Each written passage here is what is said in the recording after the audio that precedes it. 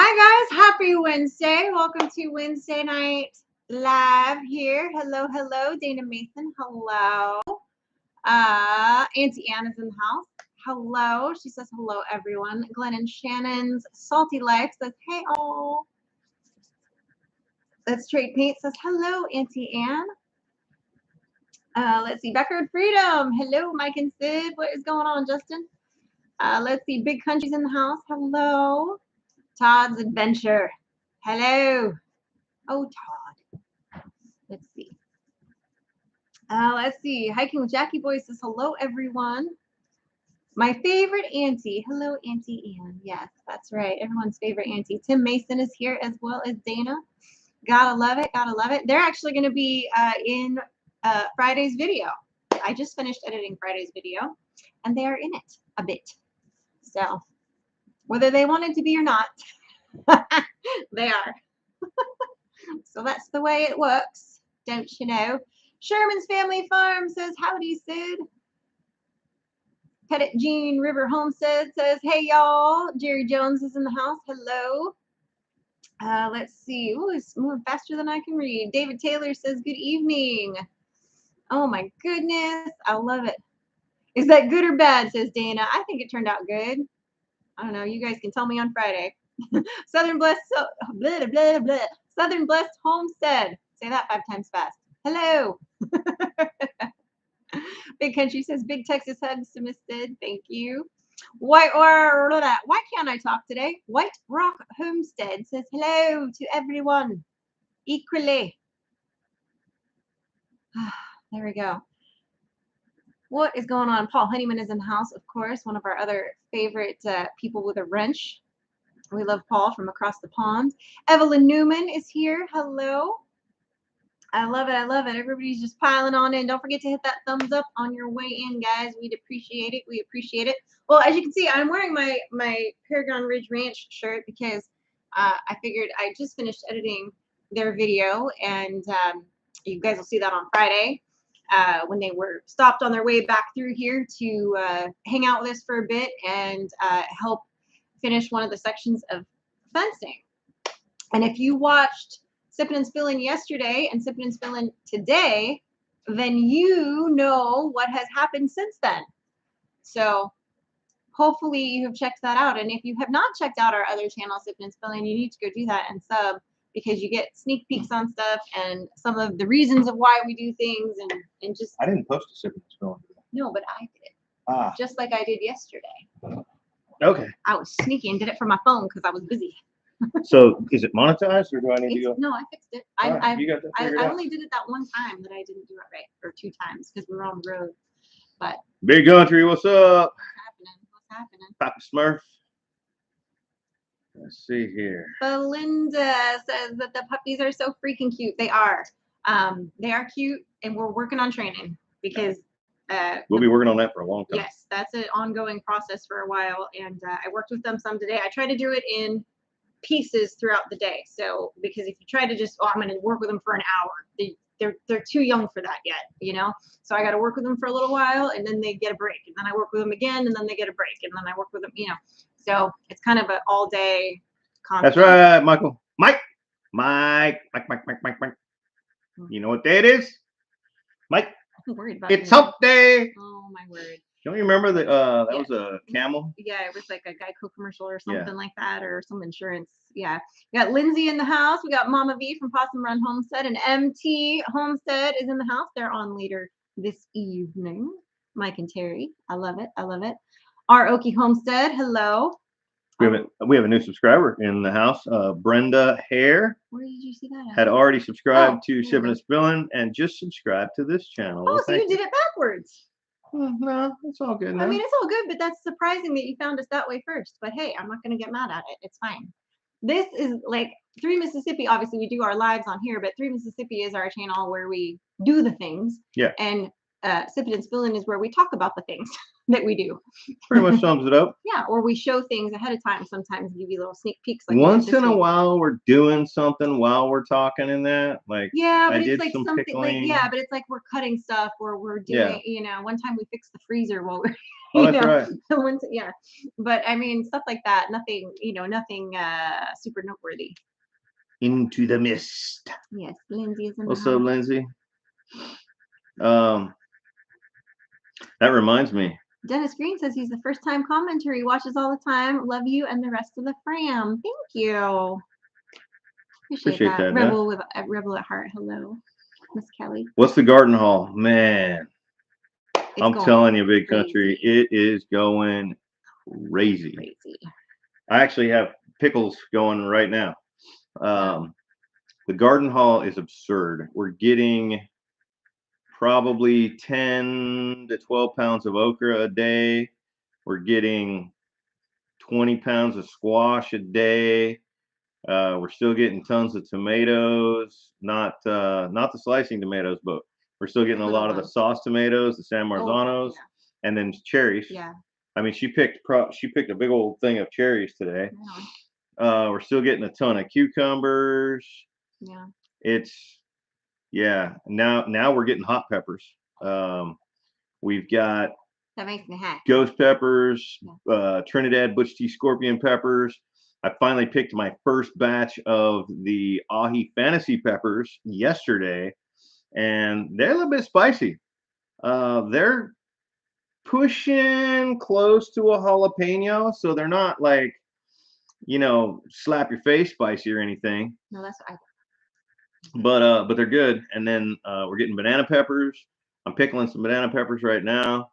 And we're getting a lot. The dog catcher asked if you looked into wholesale glass jars anywhere. Funny you say that. Apparently that's I had a conversation with another guy at the farmer's market last week. He's the honey guy. And he's actually one of the people that organizes the farmer's market. He was talking about a place in Alabama, which is only like an hour and a half from here, this place, that is a glass factory.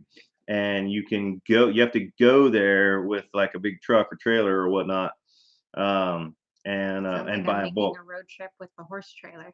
Well, first we need to find out some things. We need to find out pricing. Right. Find out, is it, I mean, if it saves us 10%, it's not worth it. But right. I mean, I predict something like that in bulk could save us 50%. And so that might be worth it. Yeah, that's in the works. And I'm also putting up a sign. I'm actually going to post something on Facebook this week, and probably on the farmers market page and on the iHeart Houston page. But I'm going to make sure everybody knows that if they bring a canning jar that has a standard rim for either standard or wide mouth. Yeah. So it can't be like a pickle jar. It needs to. Yeah, that's a weird. Yeah, it needs to be like a canning jar. It can't be like a commercial. Right. Yeah. If they bring me a canning jar to the farmer's market, they get $1 off of whatever they purchase. So if they bring me 12 legit canning jars, they get $12 worth of product for it, or $12 off of what they're doing. So I'm essentially giving them $1 credit for that jar. And we've always, like in the past, when we've done canning and pickling and things like that in mason jars, we've always bought them like when they were on sale. So we would always stock up on them, and that was one of the things we always kept in our prepper pantry was, oh, these are on sale right now. They're knocking out this size. We would buy them. Yeah. And we would just stack them up. Well, we've done that enough, but used enough of them that supply is down to just a little bit. There have been a handful of times that I've been in some store, and they had clearance on jars. Now this was a couple years ago.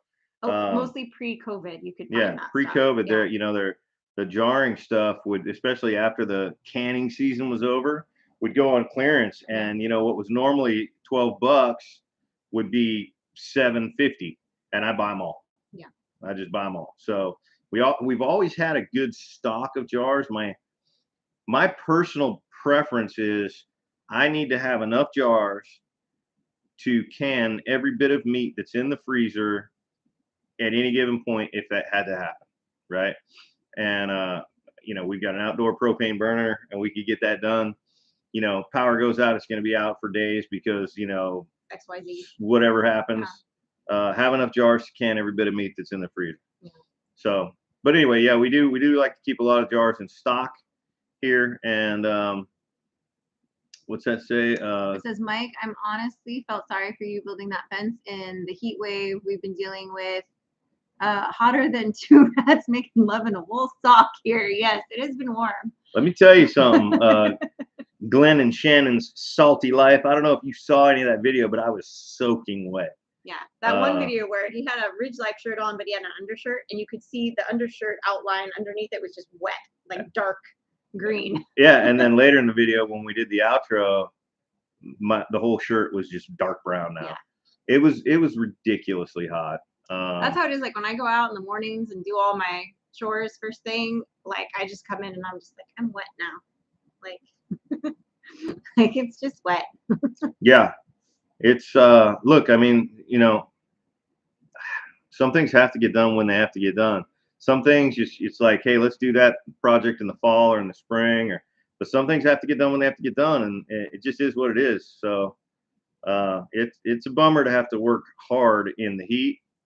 But we try not to do that kind of hard labor in the heat, in the midday. We try to do it in the evenings or in the, but no, sometimes it is what it is.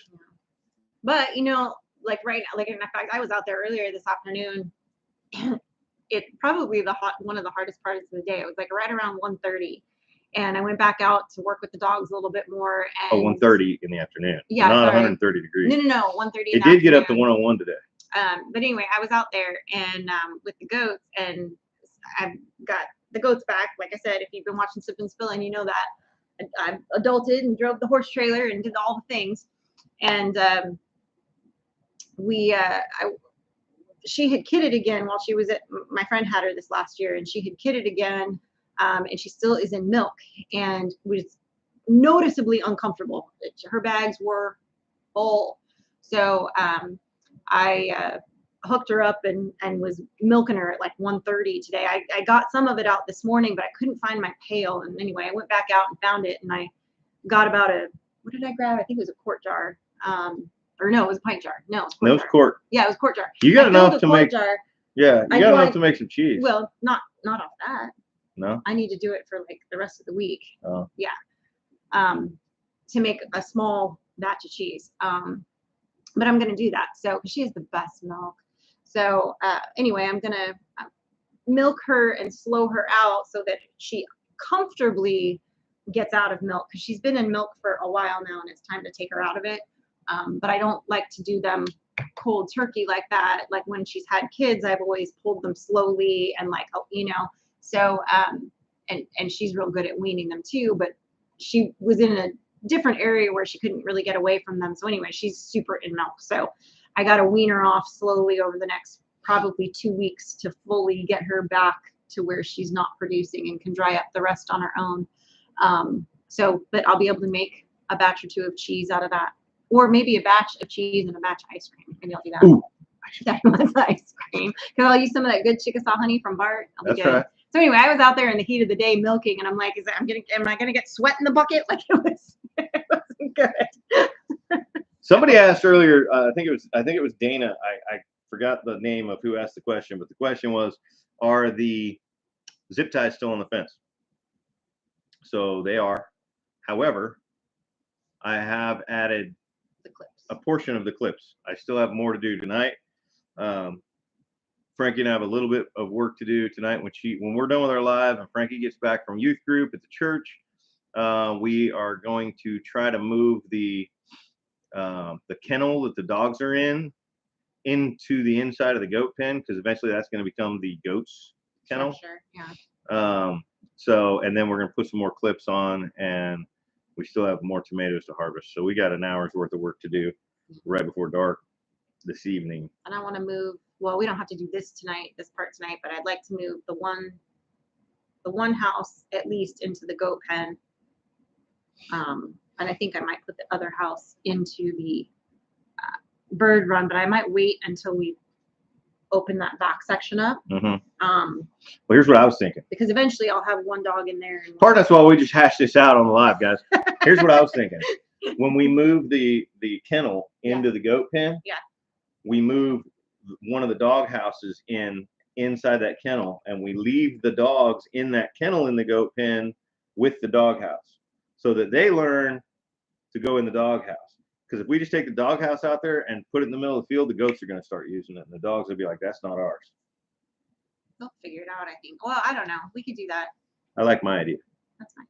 I don't really care which one of them ends up using it. The goats will probably go in there too. And I don't know. I don't mind if the goats go in there. I just want the dogs to know that that they're allowed to go in there before the goats have access to it. I got you. They definitely have their one little spot that they like in the corner of the fencing right now where they just want to hang out. I did see the goats finally venture down into the pasture today. Yeah, I saw that. That started to do that when I was in there with them and the dogs. They were only going on like the top part of the pasture. They wouldn't go into the back. Yeah, they were staying right in a 10-foot area. Yeah, but they started to wander down a little bit and nibble on some of the grass down there. So that was good. But yeah, there's some good food down there. They need to figure it out, because I don't want to. I mean, there's no reason for us to have to feed them right now. Oh, they're eating. Yeah. It's just they didn't leave there's plenty of grass still up at the top. Like they just didn't want to go down there yet. Like they were ready to. So I wasn't gonna like drive them down there. In fact, she got mad at me because I took the dogs around the perimeter and she likes to follow me, and she was trying to follow me, and she got to one point where it starts to dip down and she just started screaming at me. Caroline did. The goat. Goat that doesn't like rough terrain. She was like, "No, ma'am, come back here. Don't go down there." Bougie goat. Bougie California goat. She is not. She's a good girl. She's a good girl. Oh, man. She misses me. I know she does. They were up in the shade because if they went out in the sun, they would cook. Yeah, that's true. They were hanging out by the shade tree quite a bit. But even like this morning and yesterday evening, they wouldn't go down there. So I don't know. It's just kind of funny. But it is what it is. Yeah, that's right. Wild and Free Tennessee. If we give them feed, they'll opt to eat that over what's growing out there. So that is 100% the plan. I mean, these pastures are so lush. There's a combination of things growing. It's mostly pasture grass, Bahia, some Bermuda.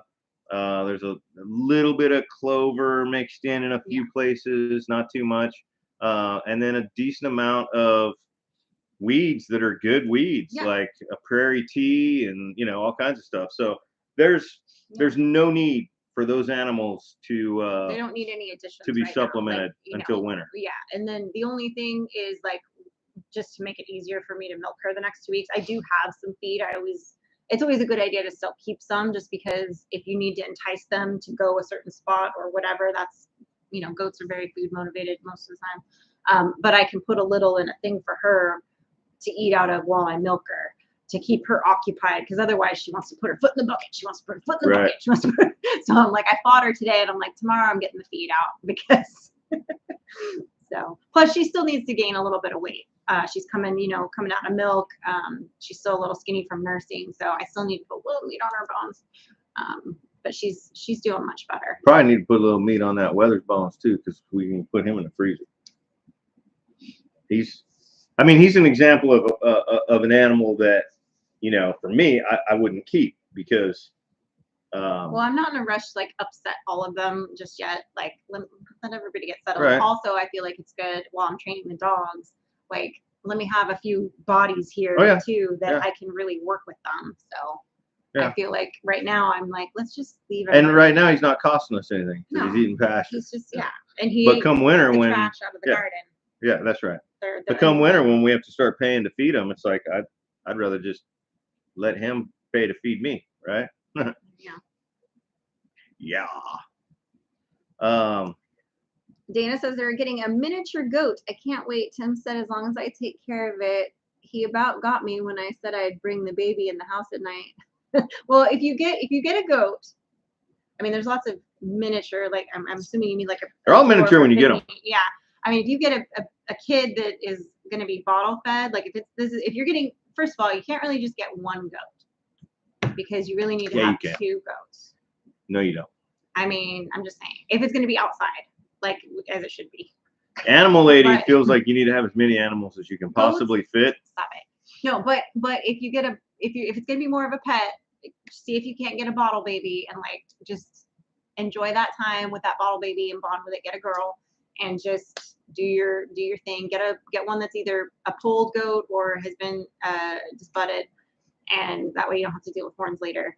And just do your thing, feed that goat. And when Neil, he was our bottle baby. We brought him in. He would sit him on the couch. He'd sleep in between us, and I'd be bottle feeding him while we watched TV in the evening. That was in the beginning of COVID, where we had nothing else to do. So I was like, I'm gonna bottle feed the goat.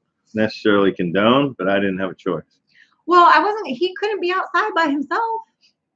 And I was feeding him every couple of hours. I wasn't gonna be traipsing out at 2 a.m. to the barn to go feed him when he was perfectly fine in the house for like a while. It was fine. It was fine. But if I don't take my boots off when I come in the back door and I walk through the kitchen and get one little tiny speck of dirt falls off my boot onto the floor. That's different. Ass whooping. That's different. First of all, he'd never been outside, so his feet were very clean. I can't say the same for you. Oh man. I'm just saying. Yeah, those comments are moving a little fast. I missed a lot of them. Yeah, I did too. That's what happens when we start talking. Thank you, Paul. No, Sid, it was she not does listen to me. She listens to me, Paul. She just doesn't really care what I say most of the time. That's not true. Sometimes he's just wrong, and I have to just correct him and say, "That's nice, honey. Just let me." Well, it's like I don't tell him how to do his plants. You know, like this man. This was what I was laughing yesterday. This man. Oh, these seedlings can't go outside yet. They can't be outside. They have to be in your dining room table. They have to be in the living room. Like they can't go outside. They're not ready for the outside. But the little baby animals that are coyote bait, he's like, see what happens. And I'm like, no, if your little seedlings are so fragile, they can't be outside, then so my little thing is so fragile, it can't be outside. And I figured out a solution and built a place to keep my seedlings out in my shop. Okay. I don't have any animals in the house right now, do I? Well, other than the ones that like are here. Yeah. Other than the indoor animals. So the garage attached to the house, which is our pantry where we keep all of our food. Okay, so right now that doesn't count. Well, okay, so yes, there's birds in there right now, but why? It's because the thing's not finished yet. So they had to. Because Chrissy. Because Chrissy, it's Chrissy's fault. Yeah. Chrissy from Paragon Ridge, because she brought me birds. It's okay. It's fine. It's fine. And hatching eggs, so we'll be going through this again in 2 more weeks. Yeah. Well, look, I mean, all joking aside. It is good logic. Right. All joking aside, Frankie and I have a good solid day, and school starts back Friday. Yeah, Friday. So somewhere in the next 2 weeks, we've got to get it probably a good solid day and then a partial of another to get the fencing, the barbed wire fencing repaired around the area where the horse is going to go. Once that's done, and isn't there like one section still there that you have to add where there's no fencing? A little bit. Yeah. Not much. Okay. But there's fence poles in place. Oh, right. So it's just, I mean, running barbed wire is quick and easy. Okay. It stretches a lot faster. Anyway, once that is done, the focus is back on the chicken coop and getting the chicken coop and brooder and feed room done, hopefully before starting the next project. Yeah. And then the plan is one day, once the fence is done, obviously, one day when Frankie's in school, Jen and I are going to go pick up the horse, take it to the vet, make sure everything's happy, and then surprise her when she gets home from school that day with the horse. So that's the plan. I want to do, and now she'll never watch this, so I'm not worried about like. Mrs. 3 Mississippi's name is Sid. Yes, that is me. It's actually Sydney, but she doesn't like to be called Sydney. It's not that I don't like it. I've just never gone by Sydney. Because here's why. I'll give you the rundown. Yes, she does need a bridle and bit. So me or the horse? Come on, can you send us 2? Anyway, he's like, I've already got the spurs. No, I'm just kidding. No, the reason I never go by Sydney is when I introduce myself and I say Sydney, people would always say Cindy. And I would spend the next 5 minutes explaining my name, and it just got really old. But I found if I just said Sid, people half the time still don't get it, but at least I don't have to, people don't think I'm saying Cindy. Right. So it just, so I just ended up always going by Sid. So people that have known me for a really long time or know me really well will sometimes call me Sydney, but they're like the only ones that do. So ROK Homestead, that is awesome. And I'll tell you what, I am a little bit terrified about the piece that is coming after the horse arrives, or as coinciding with the horse that'd arriving. Be awesome, ROK Homestead. Thank you. Frankie has nothing. She doesn't even have a brush yet for the horse. She doesn't have any tack. She doesn't have a saddle. In fact, I was talking to her about the other day, and she said she's probably going to get a bareback pad first before getting a saddle. She's fine, comfortable with that, and she said I'm not going to really be riding her a lot up front anyway. She's more do a lot of groundwork and getting to know each other. So, but some of that other tack, bridle and bit, and all that, she's starting with nothing. Well, so. Jen said that she's getting her a couple things as like a gift for her first horse. So there's a couple things that she's going to get that we don't have to worry about. So I just figure there's really not that much stuff that it needs. Like I have a feeder, like I have a you know what I mean? Like I have the trough, like. Well, we don't need a water. Oh, that's right. It's because the pond is there. I forgot about the pond. Ooh, okay. Well, I don't know. For maybe when the pond is low, and I don't know if that pond did get really low. Yeah, but it never went dry, and that was the worst summer people can remember in that's true. 20 years. So I'm not worried about. I'm not worried about it. I'm not worried about. But I have it in case I need it. That's right. So there you go. Yeah. And we're gonna need that watering trough once we add sheep. So. Yeah. Well, and I've got the two. Well, the one for the goats, and yeah. Which did you see? I was dying. So I had, and in fact, if you watched Sippin' and Spillin' today, you saw this. So I still haven't said the names of the dogs yet, so I'm not gonna say it right now. But the boy, he can stand up at the edge of the water trough and just put his feet in it, and he found that quite enjoyable. He just stood there with his feet in. His water bucket was right there, but he just stood there. He's not tall enough to drink out of it, but he likes to put his feet in it. And so I don't know how the goats feel about the water being like teabagged with the dogs. That's right, Paul. Yes, sir. Mike wants the horse. Oh, you don't have to read that. Oh, sorry. Okay. Wild and Free Tennessee. What kind of sheep are we planning? You're thinking haired sheep. We are in agreement on that. Yes. We've got it. I think. Polled hair sheep. Yeah. Please. Yes. I think we've got it narrowed down to a couple of breeds that you're but we haven't even started looking yet. We actually met a cattle guy last week who buys at the cattle barns, at the auctions, and he was telling me about the one that we probably want to go to in Pontotoc that has sheep. So we need to plan that trip so we can go and kind of see what it's all about, know what we're getting into, know what's out there, know what pricing is like locally. But we still have a decent amount. I mean, all the fencing nightmare starts all over again. Once we start trying to prepare to get sheep on the property, we've got to fence another 10 acres. Some of that has no mobile fencing. Right? Part of it is I have to do a perimeter fence. Right. And then add a hot wire around that perimeter fence. And then my cross fencing is all going to be temporary. It's going to be electric fence from so we can mob graze them into, if we have how many we have on 10 acres, we shove them into a long skinny half-acre sliver for 2 days and then move them, and that cross fencing will all be mobile. Right. But that perimeter fence around that 10-acre spot, that's all got to be built. Hi, Dink and Tank. Yeah. Yeah, I hear you on the fencing. I have 300 feet of perimeter and 17K nothing. What? Shepherdess. Is she a short-haired girl? Really kind of a nerd, like super knowledgeable. Because nobody can know what you're talking about. Somebody telling us we need to check out a girl called Shepherdess. Okay.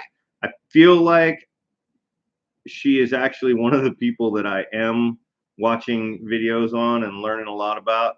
If that's who I'm thinking it is, I haven't paid attention to the name. I just got saved in a folder. The link. Yeah. Need to switch to the phone. You're not the first person to tell me that. A lot of people, I mean, we've been doing the dry pour on most of it, and that's been fine. So I'll dump a little, like most of the time it's wet enough down here that I'll just dry pour it and it'll just kind of leach the moisture out of the ground. These last posts that we set, it hadn't rained in a week and there wasn't any rain forecasted for a week, which I know in Mississippi it probably will anyway, but because I wanted to get the fences stretched up off of that in the next couple of days, I went ahead and dumped a little water in there. But yeah, I don't know if anybody right here locally sells that foam. Sunny's Place, Emma, hi. But I'll look into that. Liberty Farm says, how are y'all doing? We're doing well, thank you. Been busy as a heck and no time. Happy y'all got the goats again. Raised them in my younger years. They are enjoyable to raise as long as you have Fort Knox fencing. That's true with some goats. I'm very lucky. Caroline has always been very good about just staying where you put her. And her kids are the same way. Neil was not always the same way. He would occasionally, when I had to separate him from her, he would bust out. But luckily, knock on wood, she's always just been like, oh, this is where I am now? Okay. So she's just not a wanderer. So. Scorpion Ridge off grid. Yeah, we actually do have some rain in the forecast. It has not rained here in it's been like a week and a half, 2 weeks. Yeah, it's been 8 or 9 days. Yeah. But we do have rain in the forecast day after tomorrow, and then for the following 3 days. Forecasts are wildly inaccurate around here, but I would bet that we do get some rain in the next couple days. Yeah. What about you? And then the yard will explode. Like right now, the yard's green.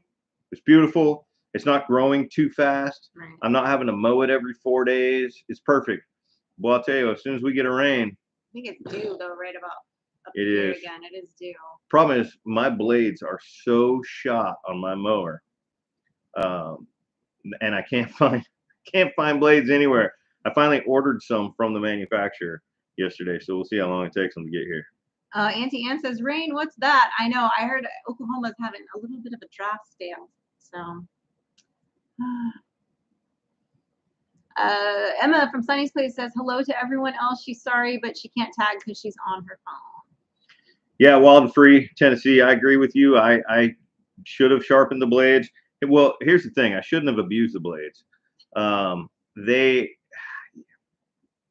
Let's just say I've used that thing as a bush hog a couple times more than I should have, and in the last year. And when I went to check the blades, they were so shot that I'm surprised that it hasn't just disintegrated. I'm surprised that it hasn't gotten out of balance and caused some damage. So I'm planning on not cutting again until I replace the blades. Yeah, I jacked them up.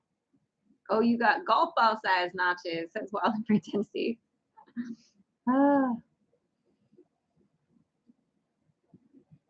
Thank you, Mama Murphy. She says, speed time. I'll have to watch the rest later and have a blessed week. Thank you. Don't forget, guys, make sure you hit that thumbs up. We'd appreciate it. Yeah, I probably hit a couple rocks or something at some point, and plenty of chunks of wood that were laying around out there. Well, I know the one time when we were teaching Frankie how to use it, she went down the side of the driveway and clipped all the shirt rocks. I mean, she was just, it was just like that was like day one. She was firing shirt rocks off the driveway like a machine gun. We were like, stop. And I was like, oh, there goes those blades. Yeah, but there's a learning curve to everything, so it's just, I didn't milk a goat perfectly the first time I did it. It took some practice, Did you do it perfectly today? Aside from her fighting me a little bit until she realized, oh yeah, I remember this. Did she put her foot in the bucket? She tried. I was ninja-like. When I milk her, I always have to hold the bucket with one hand and then hold her teat with the other.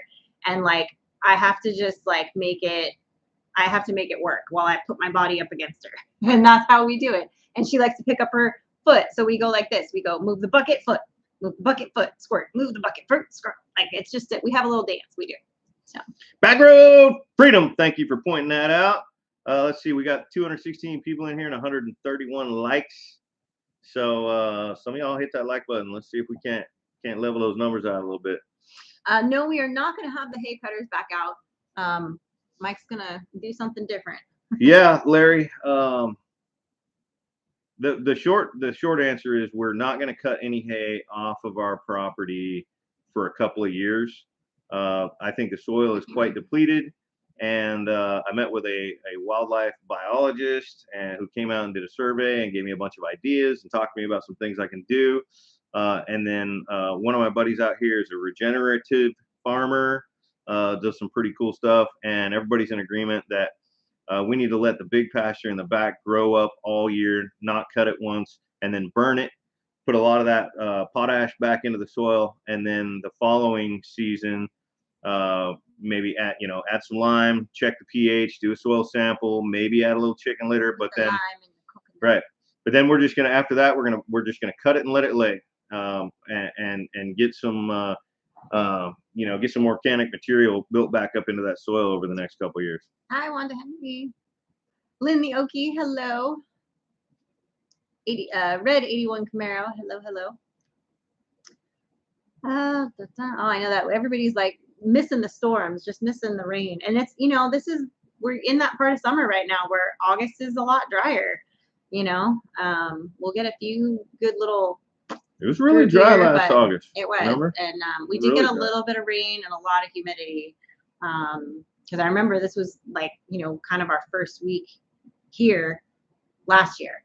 And the weather is very different now than it was last year when we were here this time of year. So that's right, Glenn. Glenn and Shannon, you cannot make good dirt overnight. It takes a couple of years to really get it kind of turned around and moving in the right direction. Yeah. And frankly, a couple more years after that, probably before it's really good. Now, once we start mob grazing those pastures and rotating the stock, that's going to really make a huge difference too.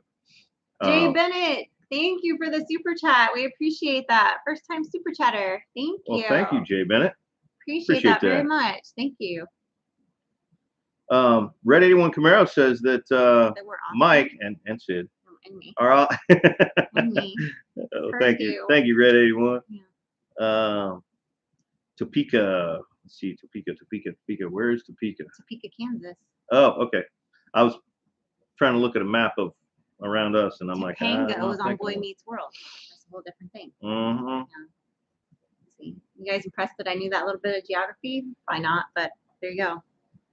But yeah, so I was nervous yesterday, guys, getting that horse trailer because I've never. Jen has very little experience hooking up the trailer and all of that, and so we basically were winging it. And but I got it lined up. We got it on there. We got it clamped down. I drove away. Nothing fell off, so that was a good sign. That's a good start. And I drove it all the way out. They have like a weird gate at their driveway, so I got it out, swung it out and down and around. That horse trailer, that size and everything, and the way the hitches, it's actually like really easy to maneuver it. Yeah, I'm actually going to borrow that horse trailer again in the next couple of weeks and set a little obstacle course up in the pasture for Frankie and I ever start. Yeah, because I mean, I backing it in. I pulled it all. I drove it through town because I didn't have time to drop it before we had to pick up the kids from their youth trip, and so I ended up driving it through town, and I drove it to back to Jen's to get the animals, and then back to Beth's to drop it off with the kids, and blah blah blah. Anyway, but I backed it up and we dropped it, and it all worked, and I backed it up. Brian's in the house from the Vineyard Farmhouse. Hello, Brian. I was very proud of myself for adulting. No, I was proud. She did a good job. Yeah. She was knocking it out of the park all day yesterday. Well, the first thing I noticed when I went out there to check on the garden in the morning was that she had already caught the roosters and had them separated and ready to go. And I was like, all right. And then, I was like, I can't take time off work to go help her pull this horse trailer. So I'm just going to cross my fingers and hope it all goes well. And everything went well. Yeah. The only thing that I noticed. There was no safety chain. I know, but we didn't have a choice. There was no safety chains on the horse trailer, but it was broken. Yeah, that was the state it was in when she got there. And I was like, but I did. Had it been me, I still would have towed it just like you did. And were you like I even were you impressed that like after I plugged in the electrical, I was like, Jen, go in the back. I'm gonna hit the brakes and the blinkers and make sure everything works. And she was like, yep, it's all working, blah blah blah. And so I was like, yes, I did that safety check. Yeah. No, I did good. I can adult. I'd have done the same thing if I got there to borrow that horse trailer and there was no safety chains on it. One was partially there but busted. Yeah, exactly. Yeah, and so we had it like all hooked up. By the time we realized the last step of putting that chain, we were like, oh, it's broken. I'm like, Jen's like, just wrap it up, just wrap it up. Yeah, our Okie Homestead. I had a similar experience. I had a small boat. Luckily, it was like a 14-foot John boat, but it did have an outboard motor on it, and it had a little weight to it.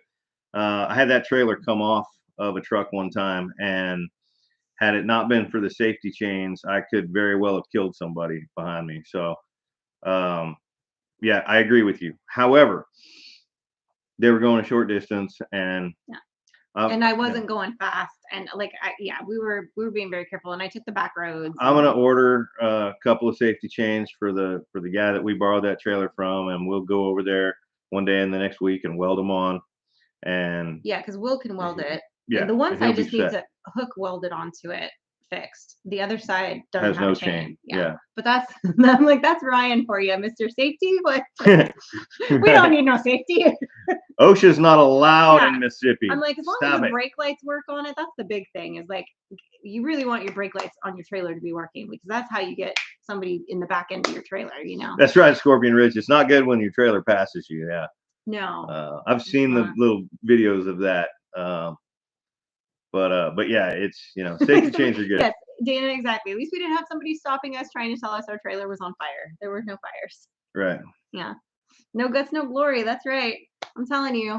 But sometimes that's how things have to go. Like when it's like, okay, well, I have to do this. So even though I'm nervous to do it, and sometimes I let other people kind of get in my head, like, oh, well, you can't do this or whatever. And I'm like, no, I can do this. I just need to do it. And so that's a good point, Gunga Din. We may not need to weld those chains on.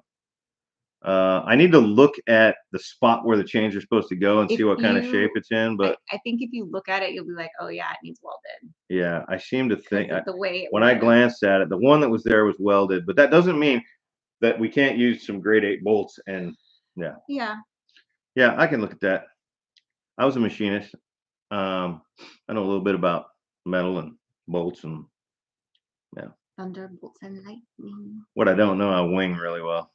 You're good at winging stuff. Yeah. He is good at fixing stuff on the fly. It may not look pretty and it may not hold forever, but it'll get the job done. Like yeah, that actually Wild and Free, that actually happened to me in Ramona.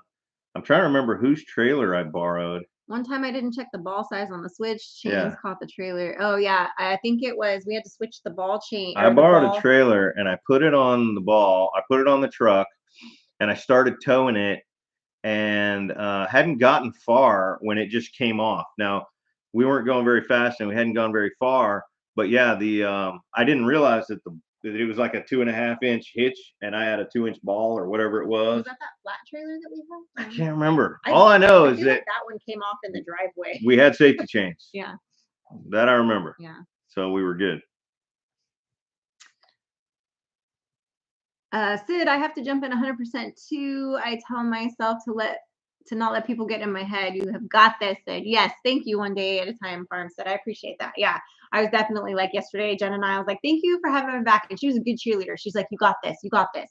You can do it. You got this. You're doing great. I can't believe how well you're doing driving this trailer. You're doing great. This is awesome. And I was like, thank you. I needed that. Like sometimes I just need a little bit of like cheerleading. To like, and she had my back yesterday, so I appreciate. Plus, we got to hang out for a while, which we hadn't gotten to do, so it was good. Yeah, I'm looking forward to Frankie getting a little trailer driving experience around, just around here, out the road, down to the corner, maybe just around a couple of county roads, and then backing it. You got to learn to back. She's got to learn to back a trailer. And that's the hardest part. I mean, the backing the trailer is hard. And granted, I still have not had a lot of practice at it, but I did pretty well getting it. When I would see it start to go like this, I would correct it and get it back straight and just, going kind of slow. And Keep correcting it opposite the way you think it's supposed to be. That's the Liberty Farms. A while back, you guys gave me a shout out that got me over 300 subscribers. Thank you so much. Just climbed past 600. Congratulations.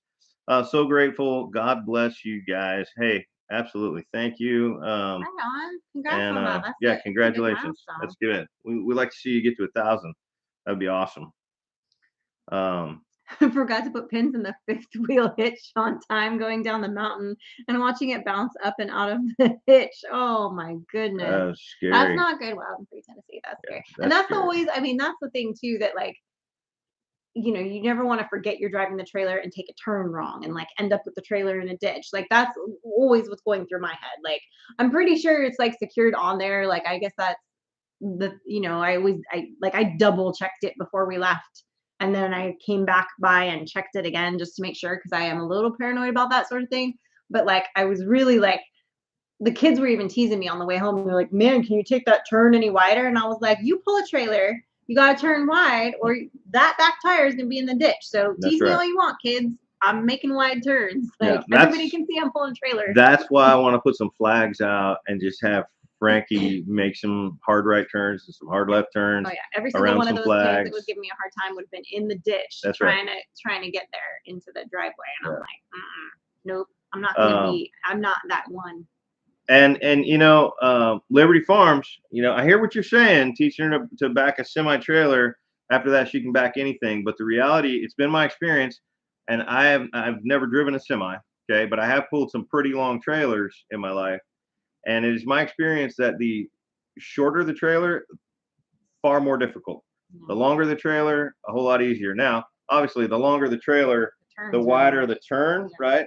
But when it comes to backing, shorter the trailer, the more challenging it is to maneuver in reverse. I had to constantly, to keep it straight, I had to keep correcting it because because of the way the terrain was, it wanted to pull. There was like a little hill, so it wanted to pull and fishtail a bit, and I had to keep correcting it to get it straight back into the spot.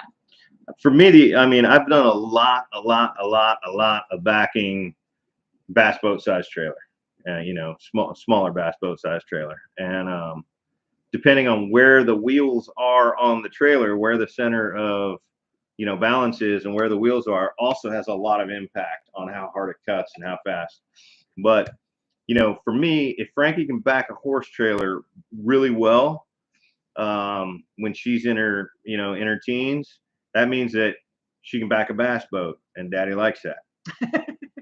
That way Daddy can have a whiskey on the water and doesn't have to worry about backing. Well, that was what Wild and Free in Tennessee was just saying, that like trying to back a boat trailer, a short trailer back up after you've been on the water all day. No, thank you.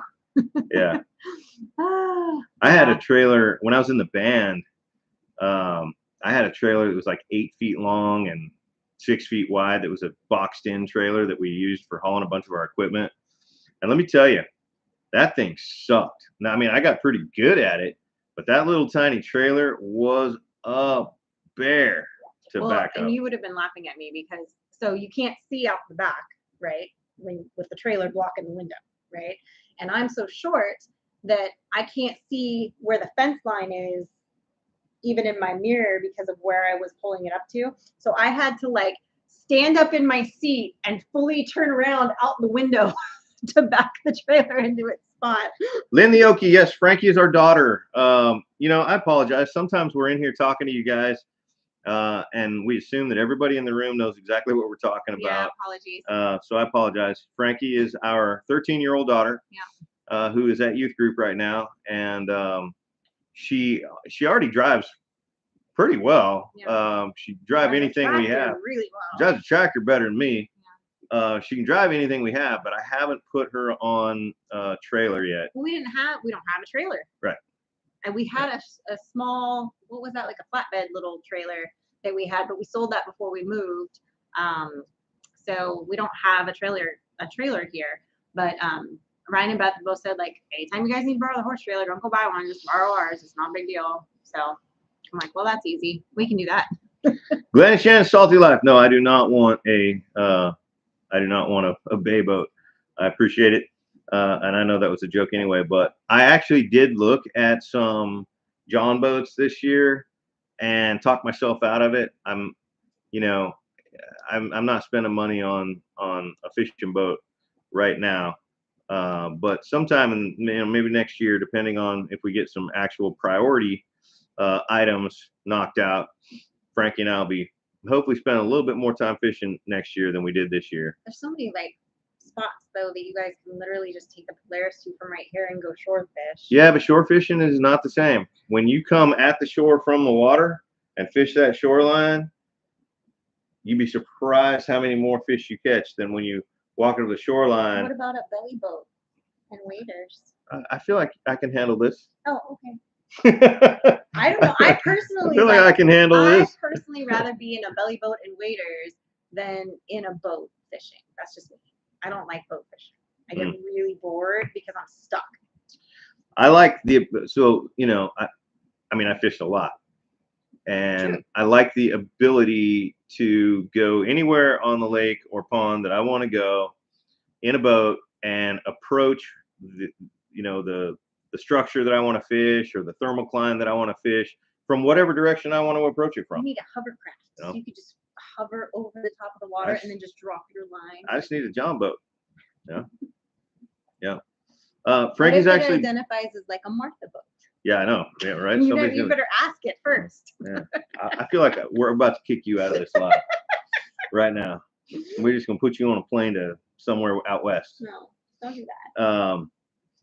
No, Frankie's back from camp. She had a great time. She went to the Ocoee River in East Tennessee, about 20 minutes from where I grew up. I mean, she literally went to my stomping grounds when I was her age. So that was exciting for me. I was hoping that at some point I was going to be able to take Frankie to Tennessee and show her where I grew up.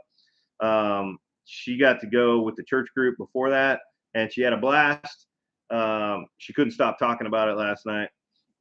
So that's good. I mean, kids need to have fun. They also need to work and learn work ethics, and but they need to have fun too. And she's hopefully we're balancing that. I think if you ask Frankie though, she thinks that sometimes it's tipped too far away, but that's how kids are too. That means we're doing a good job. Yeah. Well, we'll see.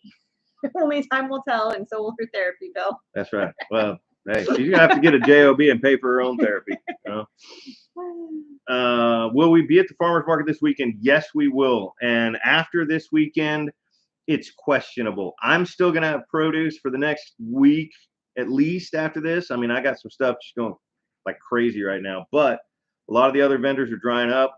I got my garden started late, which was actually good. I learned some things about that, and I'm going to succession plant next year because now I know that everybody says, oh, you got to plant now because this won't make it in the heat of the summer. Well, I'm irrigating when I need to, and guess what? Everything's making it in the heat of the summer.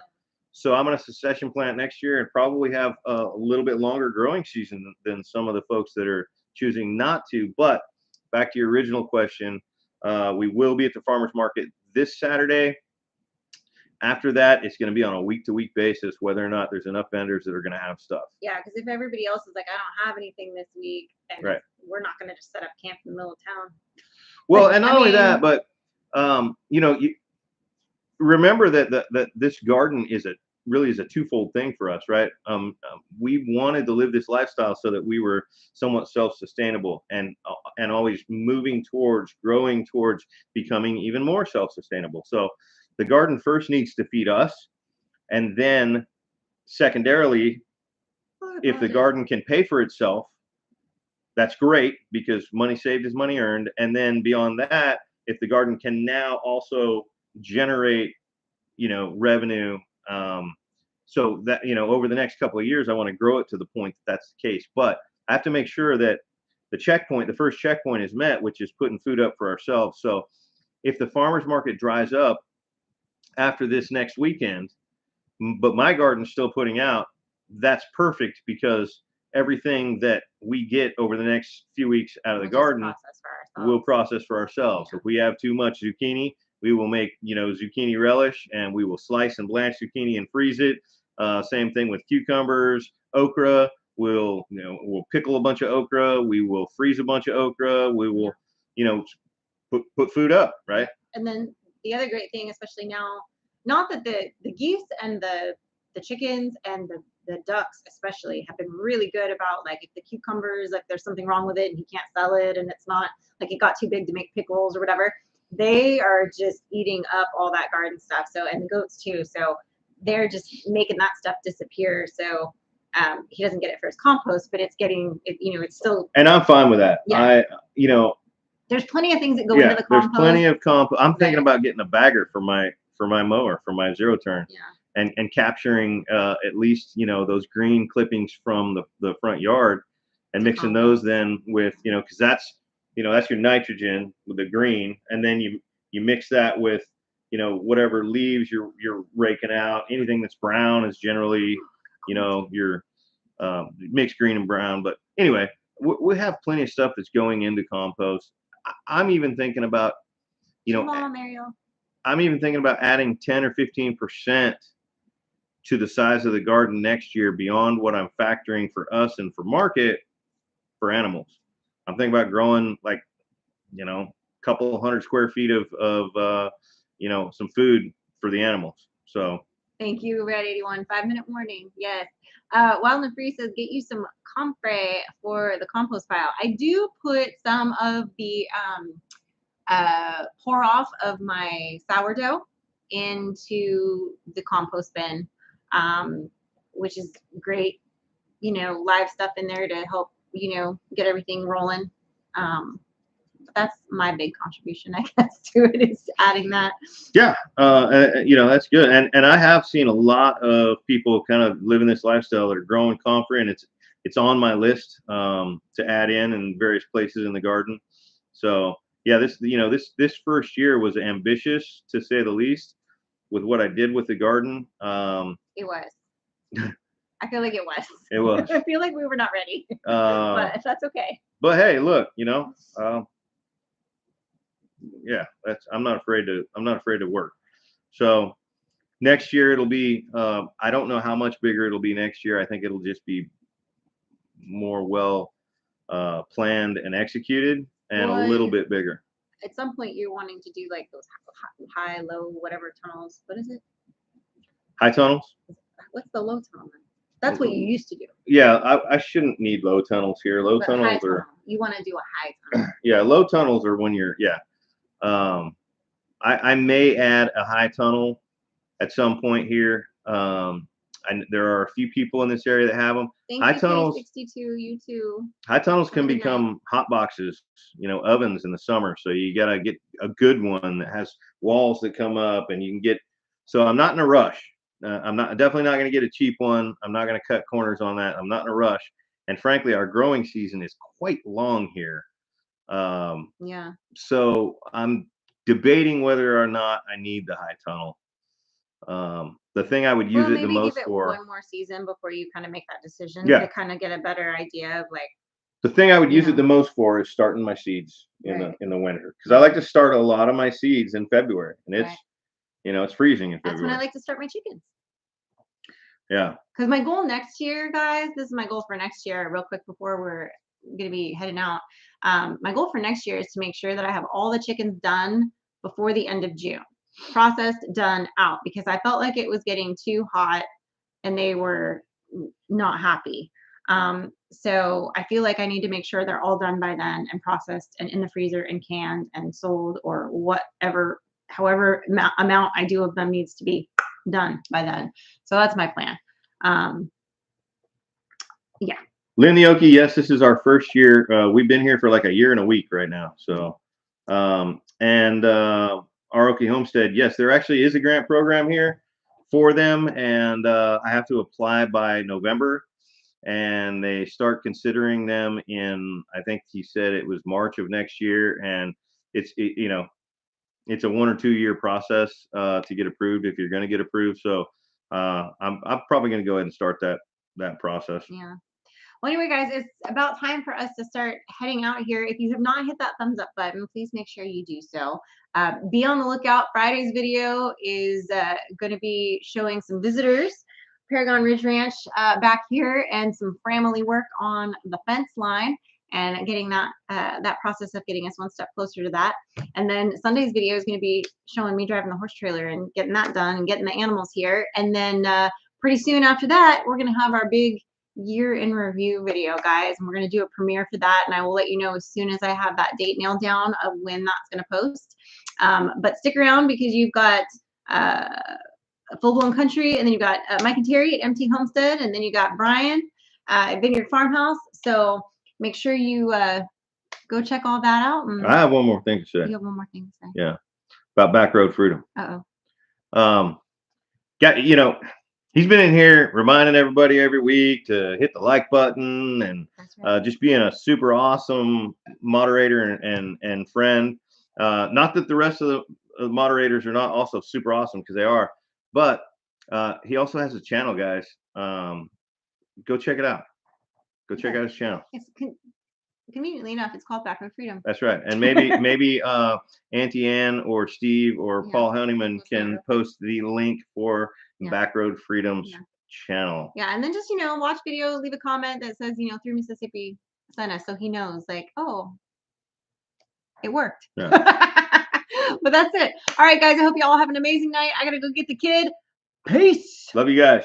Yes, Larry, I am gonna sell plants next year. That's fine. I don't know.